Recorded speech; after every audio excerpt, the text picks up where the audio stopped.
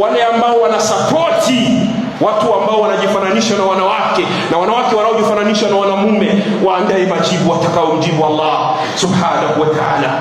Tumeletewa upande wa wanawake movement feministe, wanawaletea slogan, bila mwanamume mwanamke anaweza, mwanamke unaweza ukaishi bila mwanamume, mwanamke unaweza ukafanya kadha wa kadha bila mwanamume.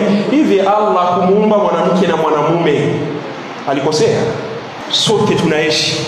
Mwanamume atasimama kwenye nafasi yake kama mwanamume. Kuna yale ambayo ni majukumu anapaswa kuyasimamia kama mwanamume, na mwanamke pia vile vile anapaswa kusimama kwenye nafasi yake kama mwanamke, na kuna yale ambayo ni majukumu amewekewa kama mwanamke, lazima yasimamie. Tusitaki kuingiliana kwenye majukumu. Baki kwenye majukumu yako kama mwanamume, na wewe mwanamke baki kwenye majukumu yako kama mwanamke.